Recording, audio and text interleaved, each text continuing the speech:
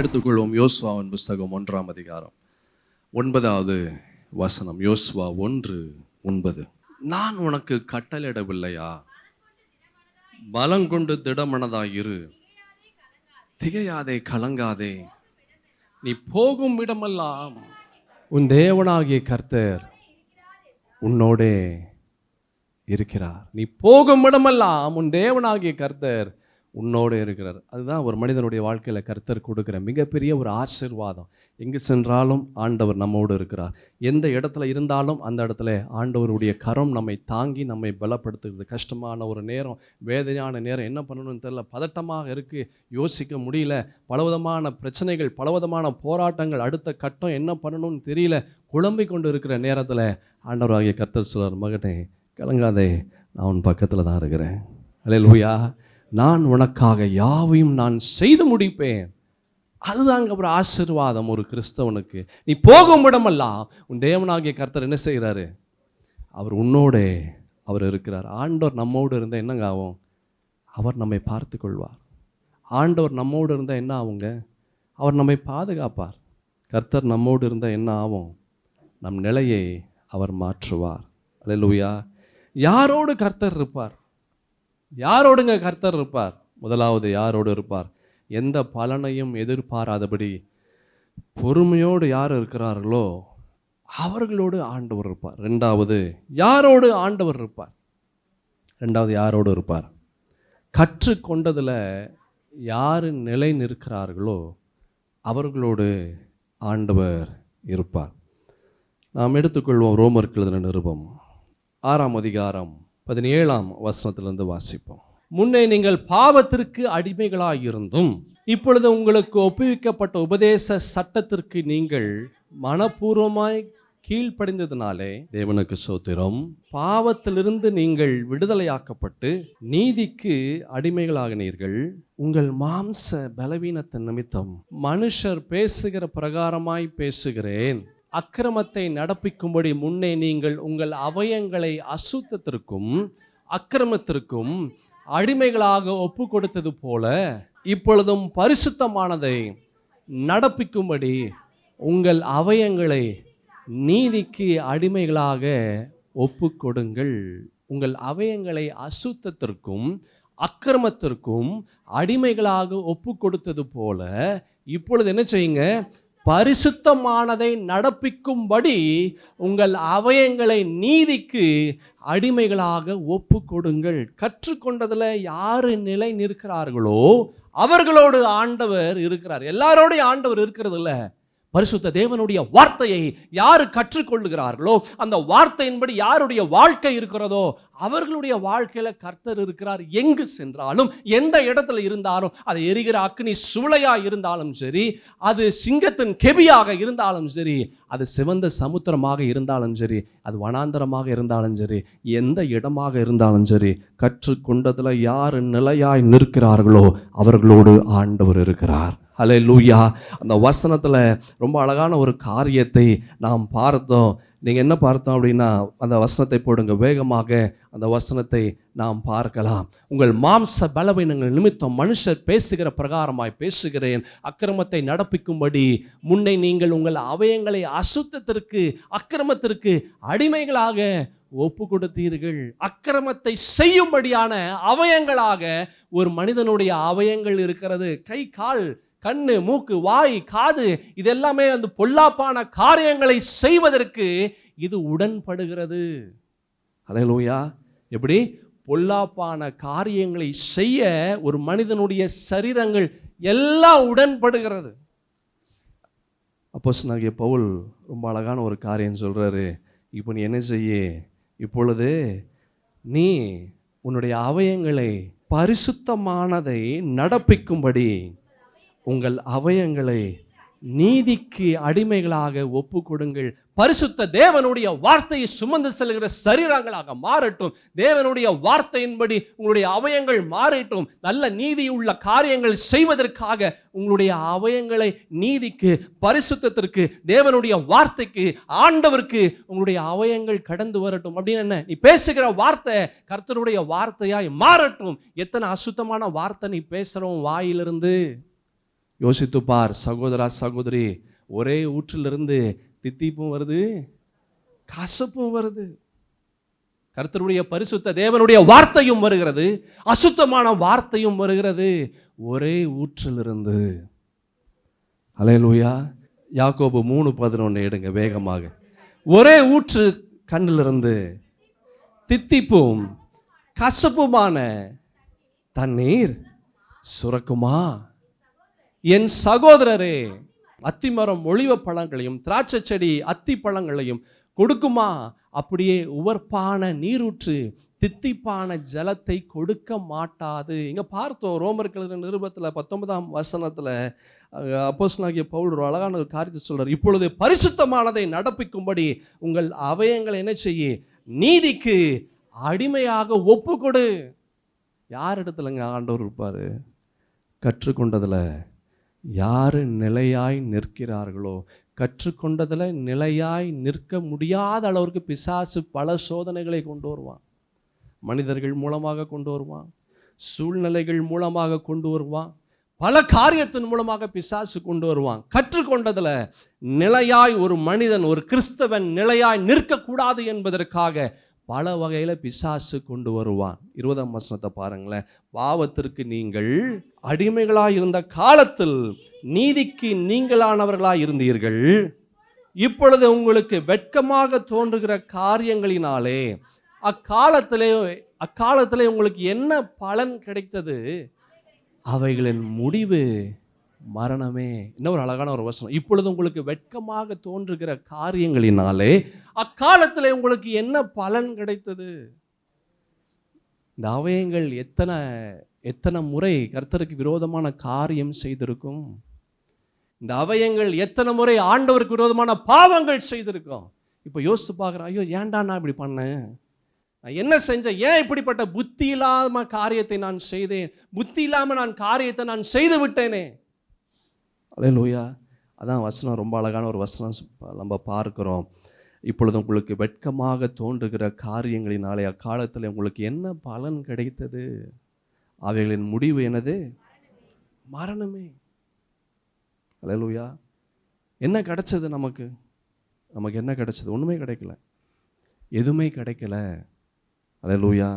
இப்பொழுது உங்களுக்கு வெட்கமாக தோன்றுகிற காரியங்களினாலே அக்காலத்தில் உங்களுக்கு என்ன பலன் கிடைத்தது? என்ன கனி நமக்கு கிடைச்சதுங்க? என்னங்க கனி கிடைச்சது? What fruit you got? நம்ம செய்த நம்மளுடைய அவயங்களினாலே செய்த பாவத்தினாலே, நம்ம அவயங்களினாலே செய்த பொல்லாப்பான காரியத்தினாலே என்னங்க கனி கிடைச்சது? என்ன கனி கிடைச்சது? மரணத்தின் கனி கிடைச்சது, வேதனையின் கனி கிடைச்சது, கர்த்தருடைய கோபாக்கினை என்ற ஒரு கனி கிடைத்தது. Hallelujah. What fruit have you got? என்ன கனி கிடைச்சதுங்க? ஆதாம் ஏவாள் ஆண்டவர் சொல்ற தோட்டத்தின் நடுவில் 2 விருட்சத்தின் கனி இருக்குது. ஒன்று நன்மை தீமை அறியத்தக்க விருட்சத்தின் கனி, அடுத்தது என்னது? ஜீவ விருட்சம். 2 இருக்கு முன்பாக, நமக்கு முன்பாக 2 இருக்கு. அல்லேலூயா. Life and death. நமக்கு முன்பாக என்ன இருக்குது? ஜீவனும் இருக்கு, மரணம் இருக்கு. என்ன கனி நமக்கு கிடைச்சது? அந்த வசனத்தில் பார்த்தோம், பாவத்திற்கு நீங்கள் அடிமைகளாக இருந்த காலத்தில் நீதிக்கு நீங்களாக இருந்தீர்கள். பாவத்திற்கு அடிமையாக இருந்த காலத்தில் நீதிக்கு என்ன செஞ்சோம்? நீங்களாக இருந்தோம். இப்பொழுது உங்களுக்கு வெட்கமாக தோன்றுகிற காரியங்களினாலே அக்காலத்தில் உங்களுக்கு என்னங்க பலன் கிடைச்சது? என்ன கனி கிடைச்சது? ஒரு கனி கிடைக்கல. மரணத்தின் கனி தான் கிடைச்சது, வேதனையின் கனி, இழப்பு என்ற ஒரு கனி. அல்லேலூயா. நீங்கள் உபாகமம் 11ஆம் அதிகாரம் 26ஆம் வசனத்தை பாருங்களேன். உபாகமத்தின் புஸ்தகம் 11ஆம் அதிகாரம் 26ஆம் வசனம். வேகமாக எடுத்தவர்கள் வாசிங்க. இதோ இன்று நான் உங்களுக்கு முன்பாக ஆசீர்வாதத்தையும் சாபத்தையும் வைக்கிறேன். இன்று நான் உங்களுக்கு கற்பிக்கிற உங்கள் தேவனாகிய கர்த்தரின் கற்பனைகளுக்கு கீழ்ப்படிந்தீர்கள் ஆனால், என் கற்பனைக்கு நீங்கள் கீழ்ப்படிஞ்சீங்கன்னா ஆசீர்வாதம். என் வார்த்தைகளை நீங்கள் கற்று கொண்ட வார்த்தைகள், நான் சொன்ன வார்த்தைகளை நீங்கள் கற்று, நான் சொன்ன வார்த்தைகளை நீங்கள் கேட்டு, நான் சொன்ன வார்த்தைகளை உங்களுடைய சரீரத்தில், இருதயத்தில், உங்களுடைய எண்ணங்களில், யோசனைகளில் நீங்கள் வைத்தா அது எப்படி இருக்குது? அது ஆசீர்வாதமாக அது இருக்கிறது. எங்கள் தேவனாகிய கர்த்தரின் கற்பனைகளுக்கு கீழ்ப்படியாமல் அதில் நிலையாய் நிற்காம அந்த வார்த்தைகளை நாம் கேட்டுட்டு அதை அப்படியே தட்டி விட்டுட்டோம் அப்படின்னா, இன்று நான் உங்களுக்கு விதிக்கிற வழியை விட்டு விலகி நீங்கள் அறியாத வேற தேவர்களை பின்பற்றுவீர்களானால் சாபமும் வரும். அல்லேலூயா. உங்களுக்கு முன்பாக என்ன இருக்கு? ஆசீர்வாதம் இருக்கு, உனக்கு முன்பாக சாபமும் இருக்கு. நீ எதை எடுக்கிற? உன் அவயம் என்ன செய்யுது? உன்னுடைய அவயங்கள் என்ன செய்கிறது? நீதிக்கு கீழ்ப்படுகிற அவயங்களாக இருக்கிறதா, இல்ல பாவத்தை செய்யக்கூடிய அவயங்களாக இருக்கிறதா? அல்லேலூயா. அதே நீங்க உபாகமம் 30:14 பாருங்களேன். நீ அந்த வார்த்தையின்படி செய்யும் பொருட்டு அது உனக்கு மிகவும் சமீபமாய் உன் வாயிலும் உன் இருதயத்திலும் இருக்கிறது. இதோ ஜீவனையும் நன்மையும் மரணத்தையும் தீமையும் இன்று உனக்கு முன்னே வைத்தேன். உனக்கு முன்னாக என்ன இருக்குதுங்க? ஜீவன் இருக்கு, மரணம் இருக்கு, நன்மை இருக்கு, தீமை இருக்கு, நமக்கு முன்பாக இருக்கு. அங்கே ரோமர்ல பார்த்தோம் ஒரு வசனத்தை, என்ன பார்த்தோம்? இப்பொழுது உங்களுக்கு வெட்கமாக தோன்றுகிற காரியங்களினாலே அக்காலத்தில் உங்களுக்கு என்னங்க பலன் கிடைச்சது? நீ பேசுகிற பேச்சினால உனக்கு என்ன கிடைக்குது? உன்னுடைய அவயங்கள் கர்த்தருக்கு விரோதமான அவயங்களாக நீ பயன்படுத்தி பேசுகிறாயே, உனக்கு என்னங்க கிடைச்சது? உனக்கு அதனுடைய முடிவு எப்படி இருக்குது? அது மரணமாக இருக்கிறது. அதனுடைய முடிவு மரணம். அல்லேலூயா. அதான் நம்ம பார்த்தோம் வசனத்தில், உனக்கு முன்பாக மரணமும் ஜீவனும் இருக்கு, நன்மையும் தீமையும் இருக்கு. நீ எதை தேர்ந்தெடுக்கிற? நீ எதை பிடித்து கொள்ளுகிறாய்? அதன்படியே அவனுடைய வாழ்க்கை கடந்து வருகிறது. ஏவாள் போய் அவன் நன்மை தீமை அறியத்தக்க விருட்சத்தின் கனியை பறித்தா, சாப்பிட்டா. அது அவருடைய வாழ்க்கையை தீர்மானம் செய்தது. அல்லேலூயா. உன்னுடைய அவயங்கள் என்ன செய்கிறதோ அது உன்னுடைய வாழ்க்கையை தீர்மானம் செய்யும். அல்லேலூயா. உன்னுடைய அவயங்கள், உன் கண்ணு, உன் காது, உன் வாய், உன் கை, உன் கால்கள் என்னென்ன காரியங்கள் செய்கிறதோ அது ஒரு மனிதனுடைய வாழ்க்கையை தீர்மானம் செய்கிறது. கற்றுக்கொண்டதில் யாரு நிலை நிற்கிறார்களோ அவர்களோடு ஆண்டவர் என்ன செய்கிறாரு? அவர் இருக்கிறார்.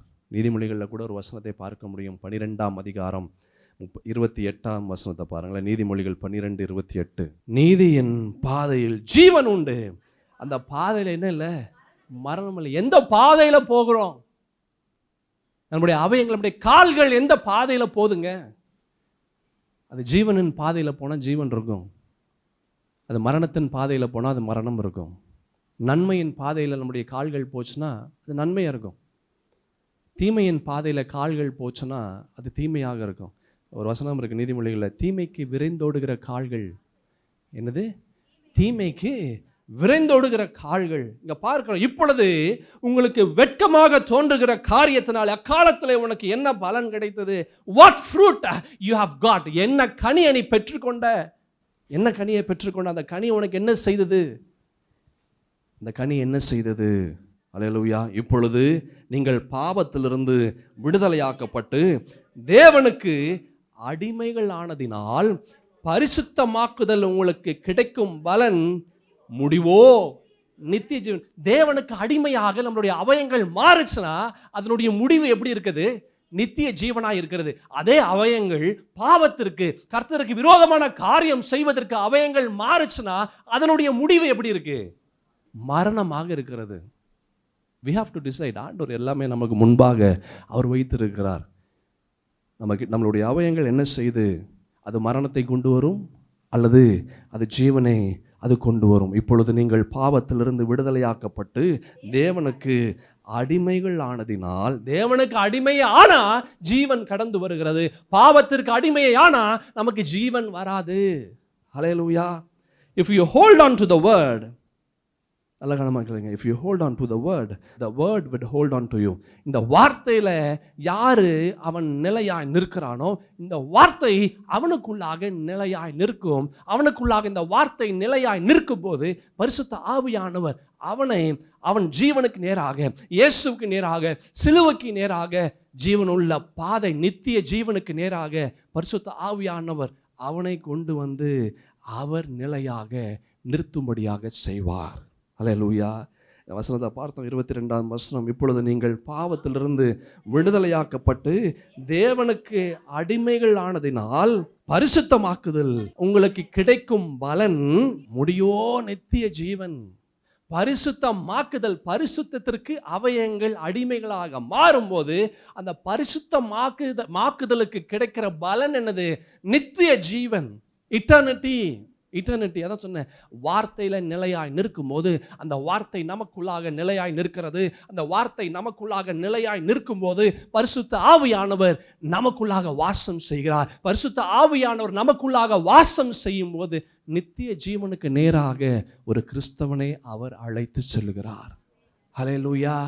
இது எல்லாமே ஒன்னோட ஒன்று லிங்க்டு, ஒன்னோட ஒன்று அது லிங்க் ஆகியிருக்கு. அவயங்கள் பரிசுத்தத்திற்கு அடிமையாக இல்லை அப்படின்னா என்ன ஆகுது? அசுத்த ஆவி உள்ள வந்து வாசம் செய்கிறது. அசுத்த ஆவி உள்ள வந்து வாசம் செய்தா அது எங்க கொண்டு போகுது? மரணத்திற்கு நேராக கொண்டு போகிறது. பாவத்தின் சம்பளம், 23ஆம் வசனத்தை பாருங்க. பாவத்தின் சம்பளம் மரணம், தேவனுடைய கிருபை வரமோ நம்முடைய கர்த்தராகிய இயேசு கிறிஸ்துவினாலே உண்டான நித்திய ஜீவன். You can choose between life and death. நீ தேர்ந்தெடுத்துக்கலாம், ஜீவனாக இருக்கணுமா இல்லை மரணத்திற்கு நேராக போகணுமா. It is all in our hands. நம்முடைய கரத்தில் இருக்கிறது இந்த அவயங்கள் எல்லாமே, கண்ணு, காது, வாய், மூக்கு, சரீரத்தில் இருக்கிற எல்லா அவயங்கள் அது பரிசுத்தத்திற்கு அடிமையாய் இருக்கக்கூடிய அவயங்களாக இருக்கிறதா இல்லை பாவத்திற்கு அடிமையாய் இருக்கக்கூடிய அவயங்களாக இருக்கிறதா? எதற்கு அடிமையாய் இருக்கிறதோ அதன்படி அதனுடைய வாழ்க்கை அமைகிறது. அல்லேலூயா. உபாகமத்தில் கூட ஒரு வசனம் பார்க்கலாம் வேகமாக. 30ஆம் அதிகாரம் 19, 20 வசனங்களை பாருங்களேன், வேகமாக பார்க்கலாம். நான் ஜீவனையும் மரணத்தையும் ஆசீர்வாதத்தையும் சாபத்தையும் உனக்கு முன் வைத்தேன் என்று உங்கள் மேல் வானத்தையும் பூமியும் இன்று நான் சாட்சி வைக்கிறேன். ஆகையால் நீயும் உன் சந்ததியும் பிழைக்கும்படிக்கு நீ ஜீவனை தெரிந்து கொண்டு கர்த்தர் உன் பிதாக்களாகிய ஆபிரகாமுக்கும் ஈசாக்கும் யாக்கோபுக்கும் கொடுப்பேன் என்று அவர்களுக்கு ஆணையிட்டு கொடுத்த தேசத்தில் குடியிருக்கும்படிக்கு உன் தேவனாகிய கர்த்தரில் அன்பு கூர்ந்து அவர் சத்தத்திற்கு செவி கொடுத்து அவரை பற்றி கொள்வாயாக. அவரே உனக்கு ஜீவனும் தீர்க்காயுசுமானவர் என்றார். அவரை பற்றி கொள்வது என்னது? கற்றுக்கொண்டதுல நிலையாய் நிற்பது. அல்லேலூயா. தேவனுடைய வார்த்தையை கற்றுக்கொண்டோம். எத்தனை வார்த்தைகளை இந்த காதுகள், இந்த செவிகள் கேட்குது. அந்த வார்த்தையின்படி நம்முடைய வாழ்க்கை இருக்கா? எத்தனை தான் கேட்டாலும் இந்த நேரம் வரைக்கும் தான். இந்த இடத்தை விட்டு போன மாத்திரத்தில் நமக்கு என்ன தோணுதோ அதன்படி நம்முடைய அவயங்களை மாற்றுகிறோம். அல்லேலூயா. அப்படி இருந்தா நம்மளுடைய வாழ்க்கை ஆசீர்வாதமாக இருக்காது. கர்த்தர் இருக்க மாட்டார். கர்த்தர் இல்லை அப்படின்னாலே அந்த இடத்துல என்ன இருக்காது? ஆசீர்வாதம் இருக்காது, பாதுகாப்பு இருக்காது, சூழ்நிலைகள் மாறாது. ரோமர்கள் நிருபம் 5ஆம் அதிகாரம் 19ஆம் வசனம் வேகமாக நாம் பார்க்கலாம். அன்றியும் ஒரே மனுஷனுடைய கீழ்ப்படியாமையினாலே அநேகர் பாவிகள் ஆக்கப்பட்டது போல ஒருவருடைய கீழ்ப்படிதனாலே அநேகர் நீதிமான்களாக்கப்படுவார்கள். ஒரு மனிதனுடைய கீழ்ப்படிதல், ஒரு மனிதன் கர்த்தருடைய சமூகத்தில் அவன் நிலையாய் நிற்கும்போது, ஒரு மனிதன் அவன் திறப்பிலே அவன் நிற்கும்போது, ஒரு மனிதன் கர்த்தருடைய வார்த்தை அவன் பற்றி கொள்ளும் போது அவனை சார்ந்திருக்கிற ஜனங்கள் ஆசீர்வாதம் பெறுகிறார்கள். ஒரே ஒரு மனுஷன் லோத்து, அவனால் அவனுடைய குடும்பம் அது பாதுகாக்கப்பட்டது. ஒரு மனுஷன், ஜஸ்ட் ஒன், ஒரு நோவாவனால குடும்பம் தப்பிக்கப்பட்டது. Just one. என் சகோதரா சகோதரி, ஒரு மனிதன், யோசேப்பினுடைய வாழ்க்கையில தான் ஒரே ஒரு யோசேப்பு, அவன் குடும்பம் முழுவதும் பஞ்சத்திலிருந்து அவர்கள் காப்பாற்றப்பட்டார்கள். ஜஸ்ட் ஒருவன் கர்த்தருடைய சமூகத்தில், ஒருவன் கர்த்தருடைய வார்த்தையில அவன் பற்றி கொள்ளும் போது அந்த ஒருவனை சார்ந்திருக்கிறவர்களுக்குள்ளாகவும் அவனுக்குள்ளாக இருக்கிற அந்த தீ மற்றவர்களுக்குள்ளாக கடந்து வரும். அல்லேலூயா. நம்ம எப்படி வாழ்கிறோம்? நம்ம எப்படி இருக்கிறோம்? நம்ம முன்மாதிரியான ஒரு வாழ்க்கை வாழுகிறோமா? அல்லேலூயா. யோசித்து பாருங்க சகோதரா சகோதரி, சண்டே ஸ்கூல் வருகிற பிள்ளை, அந்த பிள்ளை மூலமாக அந்த பெற்றோர்கள் நம்ம சபைக்கு வந்தவர்கள் நிறைய பேர் இருக்கிறாங்க. அல்லேலூயா. இப்போ கூட ரீசெண்டாக இந்த VBS நடந்தது.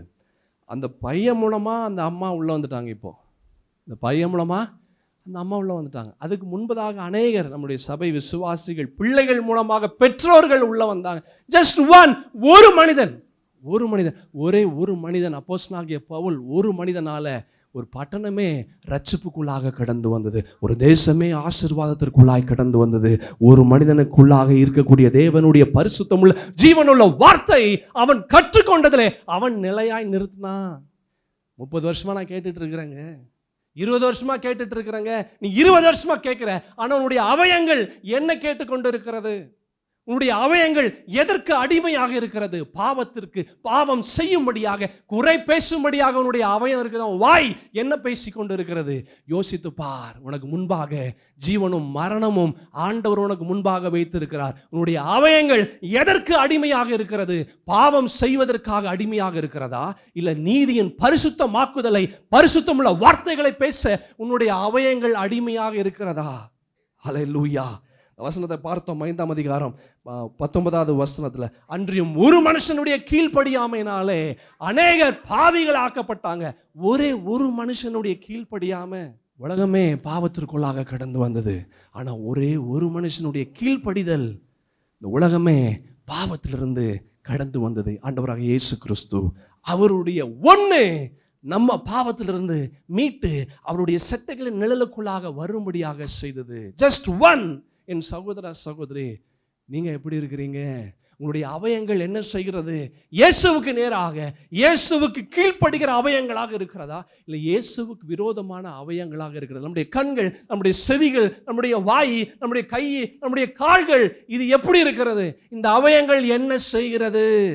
ஹல்லேலூயா. ஒரே மனுஷனுடைய கீழ்ப்படியாமை அநேகர் என்ன செஞ்சாங்க? பாவிகளாக்கப்பட்டார்கள். ஒருவனுடைய கீழ்ப்படிதல். நம்ம என்னைக்குமே அதான் நான் நிறைய முறை சொல்லியிருக்கிறேன், முன்மாதிரியான ஒரு வாழ்க்கை. இந்த ஃபாதர்ஸ் டேக்கு அநேக பிள்ளைகள் நீங்கள் சொன்னீங்க. அதில் ஒரு பிள்ளை சொன்னாங்க, எனக்கு சில காரியங்களை எங்கள் அப்பா விடணும்னு எனக்கு ஆசையாக இருக்குது, அவர் சீக்கிரத்தில் அதை விட்டுறணும் அப்படின்னு சொல்லி ஒரு பிள்ளை ஒரு விஷயத்தை சொன்னாங்க. நான் அதை கூர்ந்து கவனித்தேன். நல்லா கவனமாக கேளுங்க. பெற்றோர்கள் நம்முடைய பிள்ளைகளுக்கு முன்பாக ரொம்ப ரொம்ப ரொம்ப முன்மாதிரியாக இருக்கணும். விசுவாசிகள் நம்ம ரொம்ப முன்மாதிரியாக இருக்கணும். நம்ம எத்த வீடு, பக்கத்து வீடு, நம்ம வாழ்கிற இடத்துல, வேலை செய்கிற இடத்துல எப்படிப்பட்ட ஒரு வாழ்க்கை வாழ்கிறோம் ரொம்ப முக்கியம், ரொம்ப ரொம்ப முக்கியம். நம்மை பார்த்து அவன் இயேசுவை அறிந்து, அவன் இயேசுவை ஏற்றுக்கொண்டு அவன் கிறிஸ்தவனாக மாறணும். நம்மை பார்த்து அவன் பாவத்திற்குள்ளாக, நம்மை பார்த்து அவன் பாவம் செய்யும்படியாக காரியங்களை செய்யக்கூடாது. ஹல்லேலூயா. முன்மாதிரியான ஒரு வாழ்க்கை. ஒரே ஒரு மனிதன் இந்த உலகத்தையே அவன் கீழே கொண்டு வந்தான். ஒரே ஒரு மனிதன் கீழே கொண்டு வந்த உலகத்தை அவர் மேலே கொண்டு வந்தார். ஹல்லேலூயா. நீங்க யாராக இருக்க போகிறீங்க? நீங்க யாராக இருக்க போறீங்க? இயேசுவின் பிள்ளையாக இருக்க போறீங்களா, இல்லை இயேசுவுக்கு விரோதமான பிள்ளையாக இருக்க போறீங்களா? Who are you? நீங்கள் யாராக இருக்க போறீங்க? ஹல்லேலூயா. யாத்திராகமத்தில் 19ஆம் அதிகாரம் 5ஆம் வசனத்தை பாருங்க, வேகமாக நாம் பார்க்கலாம். யாத்திராகமம் 19:5 வசனம். இப்பொழுது நீங்கள் என் வாக்கை உள்ளபடி கேட்டு, நான் சொல்லுகிற வார்த்தையை நீ அப்படியே கேட்டு என் உடன்படிக்கையை கைக்கொள்வீர்களானால். என்னங்க உடன்படிக்கை? இந்த வார்த்தை தான் உடன்படிக்கை. இந்த வார்த்தை நமக்குள்ளாக நான் வைக்கிறேன். இந்த வார்த்தையின்படி என்னுடைய அவயங்கள் மாறட்டும், என்னுடைய வாழ்க்கை மாறட்டும், என்னுடைய நிலை மாறட்டும் என்ற ஒரு உடன்படிக்கையை கைக்கொள்வீர்களானால் சகல ஜனங்களிலும், சகல ஜனங்கள் அப்படின்னா 1 2 5 6 10 100 1000 கிடையாது, எல்லா ஜனங்களை பார்க்கிலும் நீங்கள் என்ன செய்வீங்க? எனக்கு சொந்த சம்பத்தா இருப்பீர்கள். பூமியெல்லாம் என்னுடையது. இந்த பூமியெல்லாம் யாருது? ஆண்டவருது. இந்த பூமியில் இருக்கிறது எல்லாமே ஆண்டவருது. நம்ம கேட்கிற அந்த பணம் அது ஆண்டவர் இடத்துல இருக்கு. நம்ம கேட்கிற விடுதலை அது ஆண்டவர் இடத்துல இருக்கு. நம்ம கேட்கிற விஷயம் அது ஆண்டவர் இடத்துல இருக்கு. ஹல்லேலூயா. இந்த வசனத்தில் பார்த்தோம், 19ஆம் அதிகாரம் 5ஆம் வசனத்தில் ரொம்ப அழகான ஒரு விஷயம். இப்பொழுது நீங்கள் என் வாக்கை நல்ல குணமாக கேளுங்க. எப்படி கேட்டு?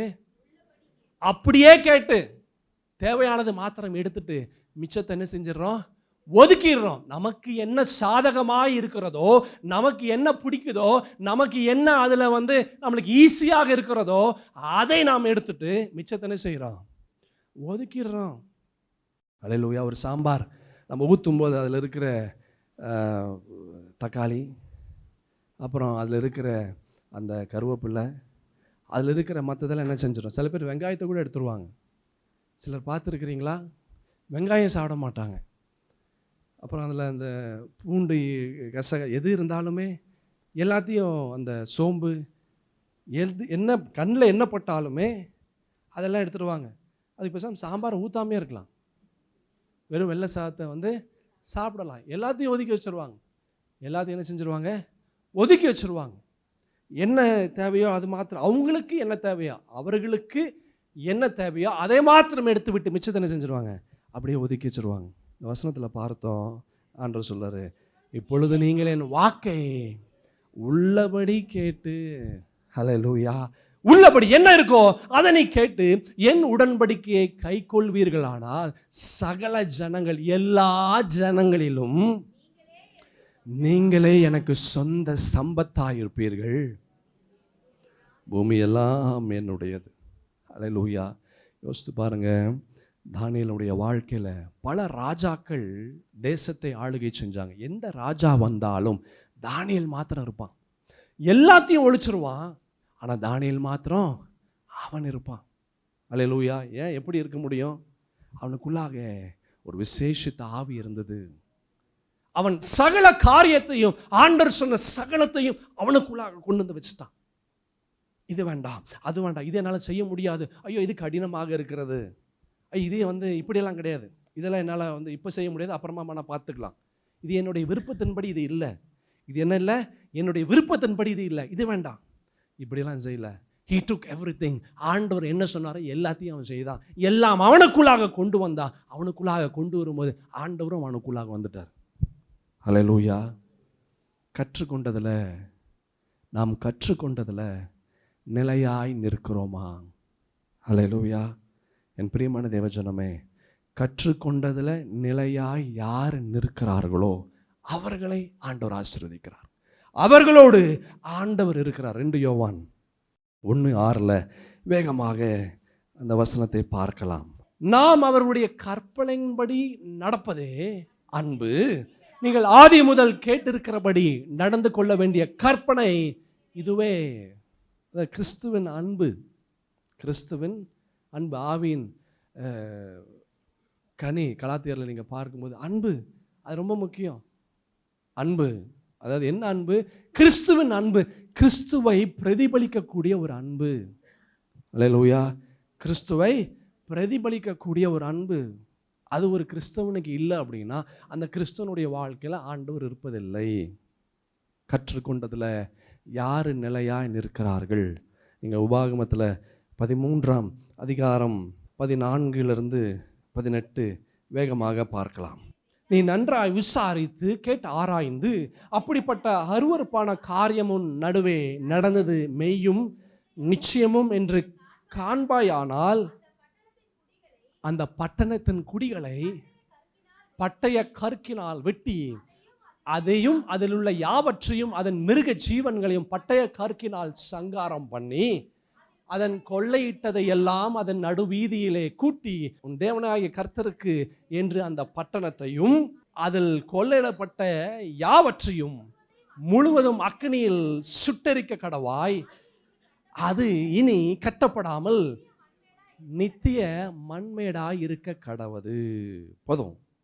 நீ நன்றாய் விசாரித்து கேட்டு ஆராய்ந்து அப்படிப்பட்ட அருவருப்பான காரியம் உன் நடுவே நடந்தது மெய்யும் நிச்சயமும் என்று காண்பாயானால் கர்த்தருக்கு விரோதமான காரியங்கள் எது இருந்தாலும் அது சுட்டரிக்கப்படணும். அல்லேலூயா. தேவனுடைய வார்த்தைக்கு விரோதமாய் எது இருந்தாலும் அது சுட்டரிக்கப்படணும். அல்லேலூயா. கர்த்தருடைய வார்த்தைக்கு நோ திஸ் இஸ் ராங், இது தப்பு. யாராக இருந்தாலும் சரி, எவராக இருந்தாலும் சரி, முகஸ்துதி செய்யவே செய்யாதீங்க. அல்லேலூயா. சவுல் சொல்றான், ஜனங்களுக்கு பயந்து இந்த காரியத்தை நான் செய்தேன், அவனுடைய ராஜ்ய பாரம் போயிடுச்சு. Hallelujah. Never ever ever compromise in the word of God. கர்த்தருடைய வார்த்தையை ஒருபோதும் மாற்றி ஒருபோதும் புறக்கணிக்காதீர்கள். ஒருபோதும் உங்களுடைய தேவைக்கு தகுந்ததை போல அதை உங்களுக்கு தேவையானதை எடுத்துட்டு மற்றதெல்லாம் வேண்டாம் என்று சொல்லி போடுகிற காரியத்தை போல கர்த்தருடைய வார்த்தையை செய்யாதீர்கள். ஹல்லேலூயா. நீ நன்றாய் விசாரித்து கேட்டு ஆராய்ந்து அப்படிப்பட்ட அருவருப்பான காரியம் உன் நடுவே நடந்தது மெய்யும் நிச்சயமும் என்று காண்பாயானால், அப்படிப்பட்ட அருவருப்பான காரியங்கள் இருந்தா நீ என்ன செய்யணும்? என்ன செய்யுங்க? சுட்டரிக்கப்படணும். சுட்டரிக்கப்படணும். ஹல்லேலூயா. கற்றுக்கொண்டதுல நிலையாய் நிற்கிறோமா, இல்லை நிலையாய் நில்லாதபடி ஏதோ ஒன்று நம்ம அசைத்து கொண்டு இருக்கிறதா? எது அசைத்து கொண்டு இருக்கிறது? அதை சுட்டரித்து போடு. அதை என்ன செய்ய? சுட்டரித்து போடு. ஹல்லேலூயா. பரிசுத்த வேதத்தில் எத்தனையோ வசனங்கள் கற்றுக்கொண்ட காரியத்தில் நிலையாய் நிற்பதை குறித்து பார்க்க முடியும். பல விஷயங்களை நாம் பார்க்க முடியும். கற்றுக்கொண்ட வேத வார்த்தையில் எந்த கிறிஸ்தவன் அவன் நிலையாய் நிற்கிறானோ அந்த கிறிஸ்தவனை எதுவும் அவனை அசைக்க முடியாது. That is the power of word of God. அதுதான் கர்த்தருடைய வார்த்தையின் வல்லமை. ஹல்லேலூயா. அது கர்த்தருடைய வார்த்தையின் வல்லமை. எரேமியா தீர்க்கதரிசன புஸ்தகத்தில் 23ஆம் அதிகாரம் 28, 29 வசனங்கள் வேகமாக நாம் பார்க்கலாம். சொப்பனம் கண்ட தீர்க்கதரிசி சொப்பனத்தை விவரிப்பானாக. என் வார்த்தை உள்ளவனோ என் வார்த்தையை உண்மையாய் சொல்வானாக. போதும். என் வார்த்தை உள்ளவனோ என் வார்த்தையை உண்மையாய் சொல்வானாக. கோதுமைக்கு முன் பதர் எம்மாத்திரம் என்று கர்த்தர் சொல்லுகிறார். கோதுமைக்கு முன் பதர் எம்மாது. கர்த்தருடைய வார்த்தைக்கு முன்பாக எதுவும் நிலையாய் நிற்க முடியாது. எத்தனை பேர் விசுவாசிக்கிறீங்க? ஹல்லேலூயா. கர்த்தருடைய வார்த்தைக்கு முன்பாக ஒன்றுமே நிலையாய் நிற்க முடியாது. அந்த வார்த்தைக்கு அப்படி ஒரு வல்லமை உண்டு. ஹல்லேலூயா. அது இருபுறமும் கருக்குள்ள பட்டயம். 4ஆம் அதிகாரம் 12ஆம் வசனத்தில் எபிரேயர்கள் நிருபத்தில் பரிசுத்த வேதத்தில் தேவனுடைய வார்த்தையானது ஜீவனும் வல்லமையும் உள்ளதாயும் இருபுறம் கருக்குள்ள எந்த பட்டயத்திலும் கருக்கானதாயும் ஆத்துமாவையும் ஆவியையும் கணுக்களையும் ஊனையும் பிரிக்கத்தக்கதாக உருவ குத்துகிறதாயும் இருதயங்களின் நினைவுகளை யோசனைகளையும் வகை அறுக்கிறதுமாய் அது இருக்கிறது. அதுதான் கர்த்தருடைய வார்த்தை. It can penetrate into anything and everything. எதற்குள்ளாக வேண்டுமானாலும் ஊடுருவி செல்ல முடியும். அதுதான் the power of God. அதுதான் கர்த்தருடைய வார்த்தை. இங்க பார்க்கிறோம். எரேமியா தீர்க்கதரிசன புஸ்தகம் 23ஆம் அதிகாரத்தில் சொப்பனம் கண்ட தீர்க்கதரிசி சொப்பனத்தை என்ன செய்வான்? அவன் விவரிப்பானாக. என் வார்த்தை உள்ளவனோ என் வார்த்தையின் உண்மையை அவன் சொல்வானாக. கோதுமைக்கு முன் பதர் எம்மாத்திரம். கோதுமைக்கு முன்பாக பதர் எம்மாத்திரம். கர்த்தருடைய வார்த்தைக்கு முன்பாக எதுவுமே நிலையா நிற்க முடியாது. என் வார்த்தை எப்படி இருக்குது? அக்னியை போலவும் கண்மலையை நொறுக்கும் சம்மட்டியை போலவும் இருக்கிறதல்லவோ என்று கர்த்தர் சொல்லுகிறார். என் வார்த்தை அக்னியை போல இருக்கிறது. என் வார்த்தை எப்படி இருக்கிறது? கண்மலையை நொறுக்குகிறதாக இருக்கிறது. சம்மட்டியை போல இருக்கிறதல்லவோ என்று கர்த்தர் சொல்லுகிறார். ஹல்லேலூயா. நீ போகும் இடமெல்லாம் உன் தேவனாகிய கர்த்தர் அவர் உன்னோடு இருக்கிறார். யாரோடு இருக்கிறார்? யாரு கர்த்தருடைய வார்த்தையை கற்றுக்கொண்டு அந்த வார்த்தையில யாரு நிலையாய் நிற்கிறார்களோ அவர்களோடு ஆண்டவர் இருக்கிறார். ஹல்லேலூயா. நமக்கு முன்பாக நன்மையும் நமக்கு முன்பாக தீமையும் இருக்கு. நமக்கு முன்பாக மரணமும் நமக்கு முன்பாக ஜீவனும் இருக்கிறது.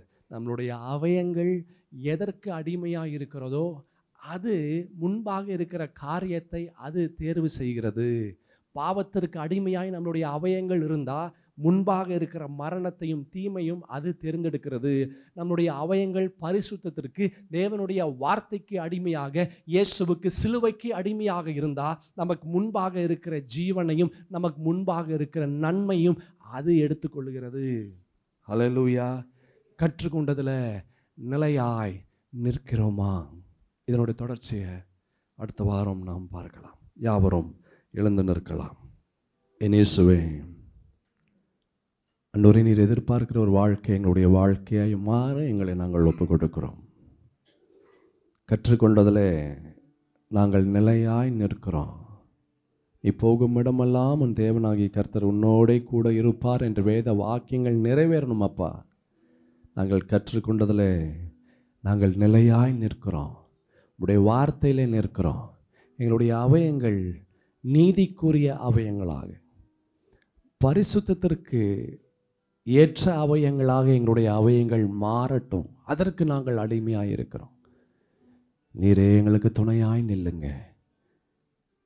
இந்த தேவனுடைய பரிசுத்த வார்த்தைகள் எங்களோடு இந்த நாளிலே பேசினதற்காக நன்றி. இந்த வார்த்தைகளை நாங்கள் வைத்து வைக்கிறோம். இந்த வார்த்தைகளை நாங்கள் இறுக பற்றி கொள்ளுகிறோம். இந்த வார்த்தைகள் எங்களுக்கு ஜீவனை தருமே. இந்த வார்த்தைகள் எங்களை ஆசீர்வதிக்குமே. இந்த வார்த்தைகள் எங்களை பாதுகாக்குமே. இந்த வார்த்தைகள் எங்களுடைய சூழ்நிலைகளை மாற்றுமே.